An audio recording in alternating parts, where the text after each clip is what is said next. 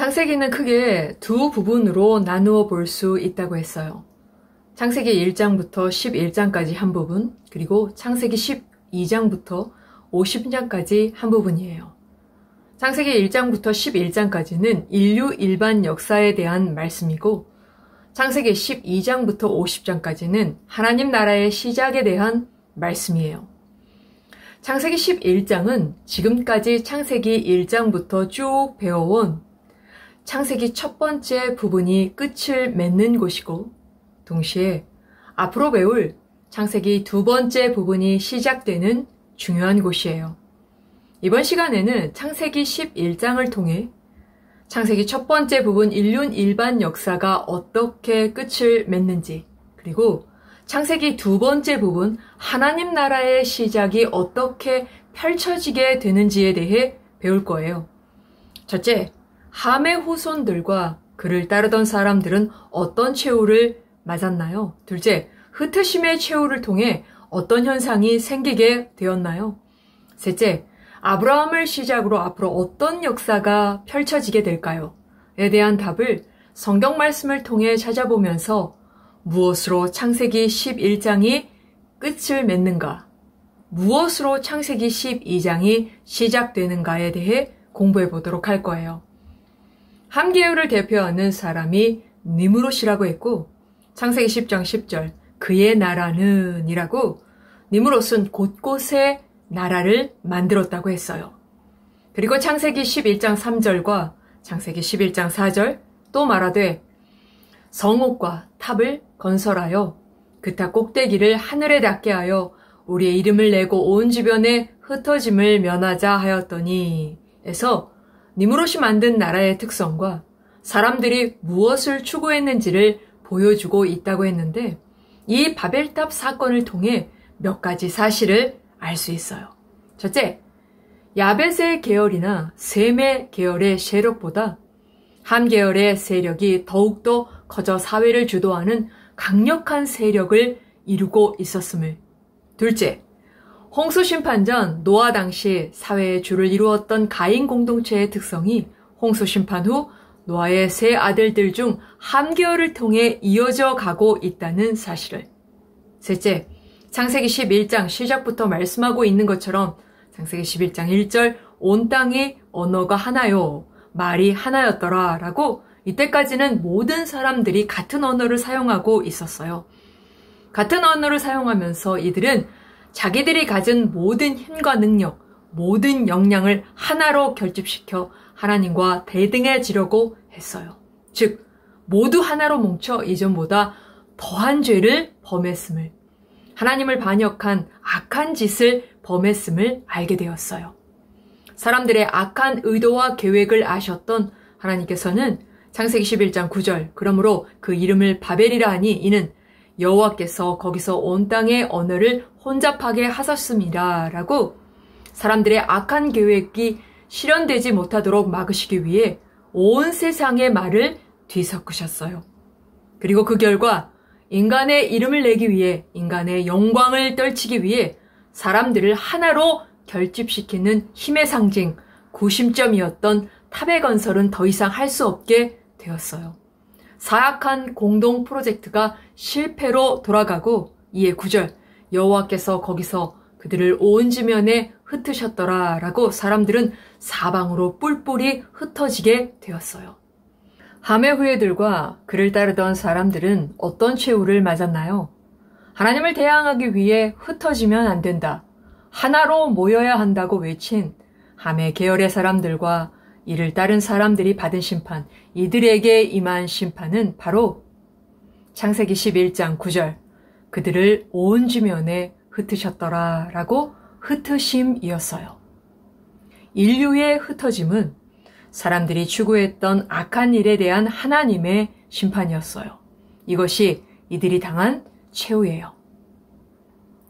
창세기 11장 1절부터 9절은 앞으로 인류 역사가 어떻게 발전해 나아가실 것인지, 인류가 무엇을 추구하며 계속해서 나아갈 것인지, 그러나 그에 대한 결말이 무엇인지, 어떤 결말을 맺게 될 것인지, 인류가 흩어짐과 분열로 끝을 맺으며 성경은 더 이상 인류가 추구하는 사상과 특성에 대해 말하지 않아요. 왜냐하면 앞으로 인류 역사 가운데 제국들이 계속 등장하게 될 것이지만 이들 역시 니무롯의 나라의 특성과 사상을 추구할 것이기 때문에 더 이상 말씀하지 않는 거예요. 니무롯의 나라는 신할 땅을 시작으로 티그리스강과 유프라테스강 사이 곳곳에 세워져 갔다고 했어요. 이 두 강 사이의 지역을 메소포타미아라고 하는데 두 강 사이에 있다라는 뜻으로 이 지역에 세워진 거예요. 그러므로 지금까지 배운 니무롯 나라의 성격은 곧 메소포타미아의 성격이라고 말할 수 있어요. 창세기 11장 9절 하나님께서 언어를 혼잡케 하심으로 사람들이 흩어졌다고 했는데 이는 메소포타미아 문화권에 살고 있었던 사람들이 비옥한 땅을 찾아 흩어져 나아가게 되는 민족의 대이동이 시작됐다는 말이에요. 이 일은 창세기 10장 22절 셈의 아들은 엘람과 아수르와 아르박삿과 룻과 아람이요라고 셈의 아들들 중 아르박삿 그리고 아르박삿의 아들 에벨의 두 아들 중 창세기 10장 25절 에벨은 두 아들을 낳고 하나의 이름을 벨렉이라 하였으니 그때의 세상이 나뉘었으며 벨렉의 아우의 이름은 욕단이며 라고 벨렉과 욕단이 있었는데 그중 벨렉이라는 이름이 그때의 세상이 나뉘었다라는 나님, 분할, 운하, 셈이라는 뜻으로 바벨탑 사건으로 인류가 뿔뿔이 흩어지게 된 일로 인해 지어진 이름으로 추정하고 있어요.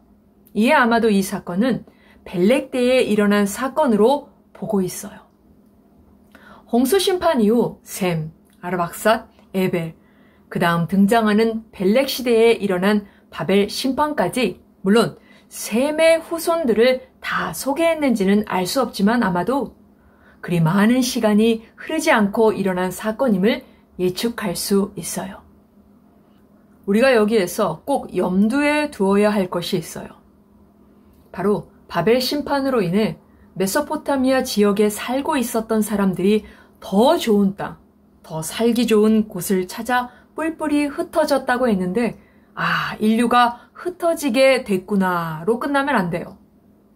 흩으심의 최후를 통해 어떤 현상이 생기게 되었을까요? 이 민족의 대이동으로 인해 인류가 함께 하나가 되어 추구했던 니무롯 나라의 특성과 이들이 추구했던 사상, 이들이 추구했던 문화, 이들의 종교도 함께 이동하게 되었다는 사실이에요. 이 사실을 인식하고 있어야 해요. 이를 염두에 두고 앞으로 펼쳐질 역사들을 따라가야 한다는 말이에요. 성경을 보면 족보가 중간중간 등장해요. 창세기 1장부터 11장 사이에도 족보가 몇 번 등장하는데 족보에 나온 사람들에 대해 다 말하는 것이 아니라 몇몇 특정한 사람에 초점을 맞춰 말씀하고 있어요. 창세기 4장 16절 가인의 족보를 통해 라멕이 등장하고 창세기 5장 아담의 족보에서는 아담을 다음으로 아벨 대신 셋으로 이어지는 아담의 족보를 통해 노아가 등장하고 홍수 심판 이후 창세기 10장 셈, 함, 야벳의 족보를 통해 함의 후예 중 니무롯이 등장했고 창세기 11장 10절 셈의 족보를 통해 창세기 11장 26절 데라는 70세의 아브람과 나홀과 하란을 낳았더라 라고 아브람 곧 아브라함이 등장하게 돼요. 족보를 통해 두 가지 사실을 염두에 두어야 한다고 했어요. 사람들이 많이 번성했다는 사실과 시간이 많이 흘렀다는 사실이에요. 그리고 족보를 통해 알 수 있는 또 하나 중요한 사실이 있어요. 바로 이제까지 있었던 일들을 바꾸어 놓을 만한 어떤 중요한 변화, 중대한 사건이 일어날 때마다 족보가 등장한다는 사실이에요. 그러므로 아브라함의 등장은 더한 폐괴와 더한 포악과 제약으로 인해 흩어짐의 심판을 받은 인류 역사 속에서 흩어짐의 최후로 끝을 맺은 타락한 인류 가운데에서 하나님의 이름을 부르며 하나님을 예배했던 경건한 혈통을 통해 하나님 나라 상속권을 잇는 축복을 받은 셈의 혈통을 통해 등장한 아브라함을 부르심으로 앞으로 중대한 변화가 일어날 것을 알리신 거예요. 그렇다면 아브라함을 시작으로 앞으로 어떤 역사가 펼쳐지게 될까요? 이렇게 창세기 11장 전반부 인류가 만든 나라의 흩어짐의 최후와 창세기 11장 후반부 셈의 계열의 후손 중 아브라함을 부르심으로 하나님의 나라의 모으심의 역사가 펼쳐질 것을, 모으심의 역사가 시작될 것을 나타내 보이시며 명확한 대조를 보여주시며 창세기 11장이 끝을 맺고 있는 거예요. 하나님 나라의 백성의 모으심의 첫사람으로 셈에게 주신 복을 이을 사람으로 아브라함을 선택하셨어요. 앞으로 인류 역사 가운데 니므로스의 나라의 특성과 사상을 지닌 제국들이 계속 등장하게 될 것이고 동시에 인류 역사 가운데 하나님의 거룩한 사상과 성격을 지닌 교회가 계속 세워지게 될 것이에요. 이제 창세기 12장부터는 하나님 나라 첫사람인 아브라함을 시작으로 경건한 혈통, 복된 혈통을 이어갈 사람들, 교회를 세워갈 사람들을 모으시는 역사가 펼쳐지게 되는 거예요.